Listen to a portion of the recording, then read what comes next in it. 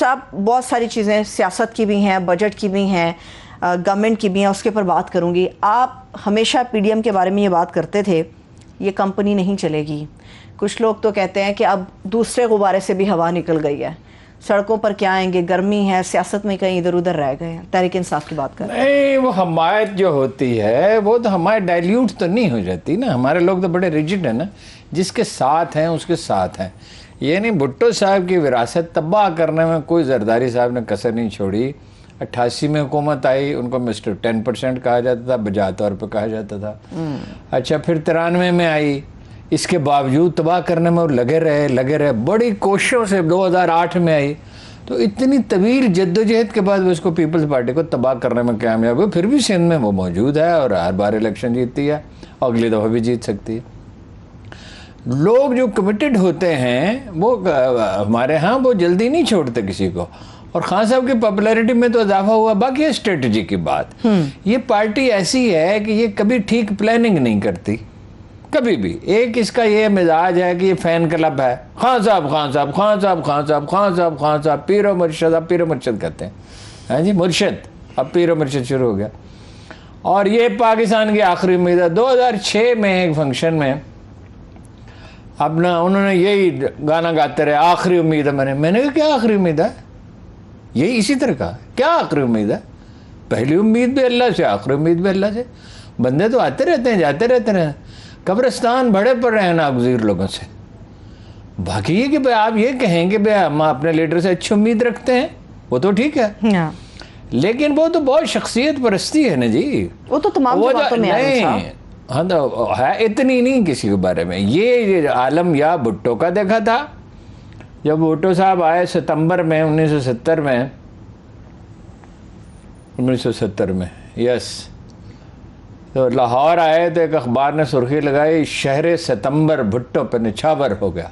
और उन साहब ने, अब्बास हैदर उनका नाम था, बहुत बड़े न्यूज़ एडिटर थे, भुट्टो के बड़े कायल थे। तो वैसे तो वो प्रोफेशनली ऑनेस्ट थे, उन्होंने ये सुर्खी उन्होंने लगाई थी, इधर हम उधर तुम। तो फिर उन्होंने भुट्टो पे नज़में लिखी जब वो फांसी दे दी गई, तो उसका उन्होंने जिक्र रखा। अच्छा, हालांकि जिक्र तो अल्लाह और रसूल के सिवा किसी का इतनी वालहानापन था, वो उनको हमने देखा है, वो कोई बियॉन्ड डाउट बहुत बड़े शेख मुजीबुर रहमान थे।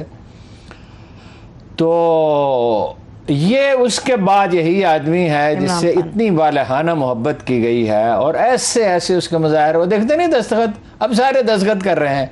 ओ भाई, आप क्या और आपके दस्तखत क्या, और हर चीज़ में कॉपी करते हैं। वो भाई बच्चों को, वो अपने वर्करों को वो गले लगाता है जो जख्मी है, तो वो भी यही करते हैं, हर चीज में उसको कॉपी करते हैं। और करिश्मेटिक है वो, तो सिंपल वजह तो यही है, करिश्मेटिक है, बोल्ड है। तहरीक क्यों नहीं चला रहे अगर इतने करिश्मेटिक हैं? तहरीक के लिए तैयारी करनी होती है, ऑर्गेनाइज करना होता है।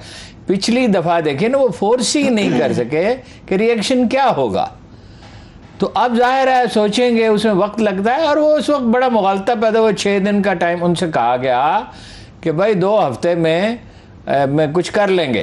अच्छा, वो अब जाहिर है वो सिचुएशन ऐसी थी कि सामने फौज खड़ी, रेंजर्स खड़े हुए हैं, तो वो अब कोई तसादम हो जाता तो लाशें गिर। तो ठीक फैसला किया, बिल्कुल दानाई के फैसला, उसमें बुजदिली कोई नहीं, बुजदिल वो नहीं है। ये इन सब से ज्यादा वो बहादुर आदमी है, जहाँ खड़ा रहता है, और पुरज़्म आदमी है। तो वर्ल्ड कप से जाहिर है, निमल कॉलेज से जाहिर है, शौकत खानम से जाहिर है। 19 out of 20 डॉक्टर्स सेड कि हॉस्पिटल नहीं बन सकता, जो मशवरे के लिए बुलाए गए। अच्छा, चंद एक ने कहा बन सकता है, चल नहीं सकता।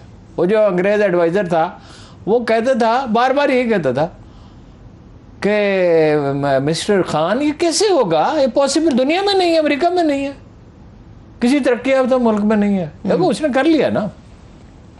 जब आदमी, इसके जो सुपर अचीवर्स हैं दुनिया में, सुपर अचीवर्स जो गैर मामूली कामयाबियां हासिल करते हैं, हर जमाने में होते हैं, उनकी खूबी क्या होती है? उनकी खूबी ये होती है कि वो कभी मायूसी का शिकार नहीं होते। अमीर तैमूर ने अपने, हुसैन नाम था उसका, ब्रदर ला से कहा कि इस इलाके का मैं तुम्हें गवर्नर मुकर्रर करूंगा जब मैं सल्तनत बना लूंगा।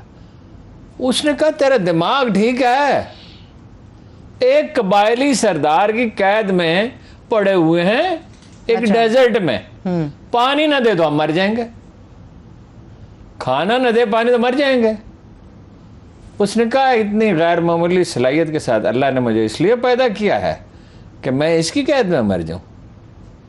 ये देखिए ना, वो ख्याल मैंने हमेशा आपसे अर्ज किया कि बाहर से आता है। ख्याल जिस आदमी के दिल में अल्लाह डाल देता है वो समझते मैं कर सकता हूँ, सही, ठीक। अब फिर वो कामयाबी उसे पुरएतमाद भी बना देती है। सही है, ठीक है। एक दिन भी ऐसा मैं खान साहब के साथ मैंने गुजारे 15 बरस, एक दिन भी ऐसा नहीं था जब उसे शुबा हो कि वो वजीर आजम बनेगा। दूसरा बेवकूफ मैं था, बाकी हर एक को शुबा था। ये तो सब बाद में है, आप नाम लें कौन था, आके छोड़ जाते थे। ठीक है, ये ख्याल होता है। अच्छा, ये कैलकुलेशन नहीं थी, मेरी कोई कैलकुलेशन नहीं थी, मुझे उम्मीद थी, वो दिल में ख्याल होता है। ठीक है, 1 महीना और लेंगे वो एहतजाजी तहरीक दोबारा शुरू करने के लिए। खबर ये है 1 महीना और लेंगे, और अभी उनके पास बड़ा मसाला है।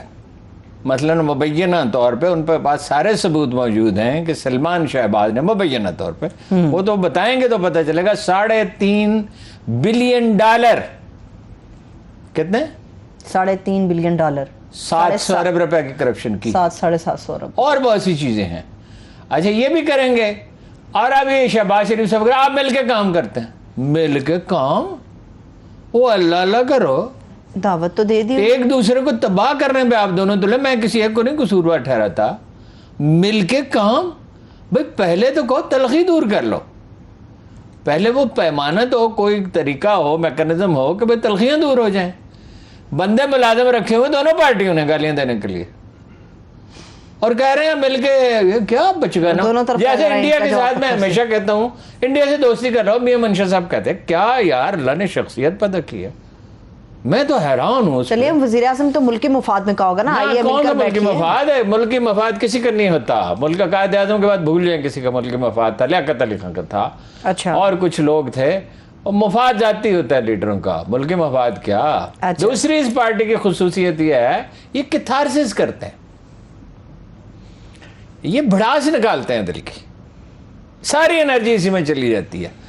वो एक लीडर थे, अब चूंकि फौत हो चुके, मैं उनका नाम नहीं लेता, उनके बारे में गुलबदीन हिकमत यार ने कहा था, सारी एनर्जी गुफ्तगू में जाया करते हैं ये। दूसरी बात यह है कि एक आता खान साहब पे भी सादक आता ही है, जो बात बीवी को बताने की नहीं होती वो जलसा आम में बता देता है। ये भी वैसे खान साहब पे लागू होती है एक हद तक। वो तो मैंने कहा हिकमत यार तो उसके राइट हैंड जो करता था, लेफ्ट को पता नहीं होता था, काश मुझ में भी खूबी होती। लेकिन एनर्जी उसमें बहुत है, वो दबाव का शिकार नहीं होगा। अच्छा, और वो एहतजाजी तहरीक जरूर चलेगा। अब हिकमत अमली में कोई ब्लंडर कर दे, जो पहले भी उन्होंने किए, देखे ना, क्या जरूरत थी जी जहांगीर तरीन को और अलीम खान को नाराज करने की। अलीम खान को वैसे गलत फहमी है कि खान साहब ने उसे गिरफ्तार कराया, कहा उसने यही जहांगीर तरीन से कि मैं बदला लेके छोड़ूंगा। 3 साल तो खामोश रहा, वो जब उसने देखा कि अब मौका है तो उसने कहा मैं बदला लेके छोड़ूंगा, और मैं ग्रुप बना लिया। ग्रुप सिर्फ कोई नहीं था अलीम खान का, ऐसे ही आंक रहा था। ये 2-4 लोग तो साथ थे, वो उनके मुताबिक, कोई उनके मुताबिक कोई था ही नहीं। हमने पूछा, सबसे पूछा, उन्होंने कहा हमारा तो कोई नहीं, हमें खाने पे बुलाया था। अच्छा, ग्रुप सिर्फ, ओ सियासत में ये सब करते हैं, कोई है। इसमें सबसे ग्रेसफुल रहा जहांगीर तरीन, उस पर इल्ज़ाम तराशी होती रही।